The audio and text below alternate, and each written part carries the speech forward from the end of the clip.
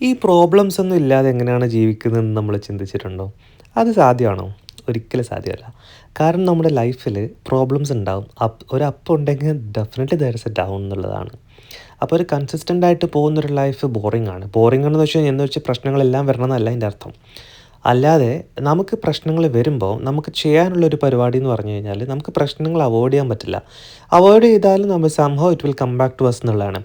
അപ്പോൾ പ്രോബ്ലംസ് വരുമ്പോൾ നമ്മൾ അതിലൂടെ go through it, right through it, നമ്മളത് ഫേസ് ചെയ്തേ പറ്റുള്ളൂ.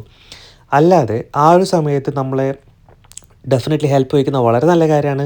അപ്പോൾ നമ്മുടെ വിഷമങ്ങൾ വരുമ്പോൾ നമ്മളെ ഹെൽപ്പ് ചെയ്യാൻ ആൾക്കാരുള്ളതും ഭയങ്കര നല്ല കാര്യം തന്നെയാണ് കേട്ടോ, ഇല്ലെന്ന് പറയുന്നില്ല. പക്ഷേ നമ്മൾ അതിൻ്റെ ഒരു ഇമ്പാക്റ്റ്, അതിൻ്റെ ഒരു പ്രശ്നം കഴിഞ്ഞു കഴിഞ്ഞാൽ അതിൻ്റെ ഒരു ട്രോമ എന്ന് പറയുന്നത് നമ്മുടെ മനസ്സിൽ തന്നെയാണുള്ളത്.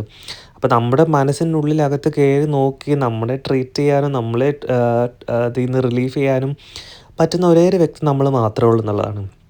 നമുക്ക് നല്ലൊരു സപ്പോർട്ട് സിസ്റ്റം ഉള്ളത് ഡെഫിനറ്റ്ലി അപ്രീഷിയബിൾ ആണ്. പക്ഷേ എന്തൊക്കെ പറഞ്ഞു കഴിഞ്ഞാലുണ്ടല്ലോ, നമ്മുടെ ഉള്ളിൻ്റെ ഉള്ളിൽ ഉള്ള ആ ഒരു ട്രോമ അത് ഹീൽ ചെയ്യാനായിട്ട് നമ്മൾക്കേ പറ്റുള്ളൂ. അപ്പോൾ പ്രശ്നങ്ങൾ വരുമ്പം ഓടി ഒളിക്കാതെ go through it, go right through it എന്നുള്ളതാണ്. ഫേസ് ചെയ്യുക. കാരണം അങ്ങനെയാണ് നമുക്ക് ഫ്യൂച്ചറിൽ അതേ ഒരു പ്രശ്നം അല്ലെങ്കിൽ അതുപോലത്തെയുള്ള പ്രശ്നങ്ങൾ വരും നമ്മൾ കുറച്ചുകൂടെ സ്ട്രോങ് ആയിട്ട് നിൽക്കാൻ വേണ്ടിയിട്ട് പറ്റുന്നതെന്നുള്ളതാണ്. അപ്പോൾ നമ്മളെ മുന്നോട്ട് നയിക്കാനുള്ളൊരു സ്ട്രെങ്ത്ത് നമുക്ക് അങ്ങനെ പ്രോബ്ലം ഫേസ് ചെയ്യുന്നതിൽ കിട്ടും എന്നുള്ളതാണ്. So that was that about today.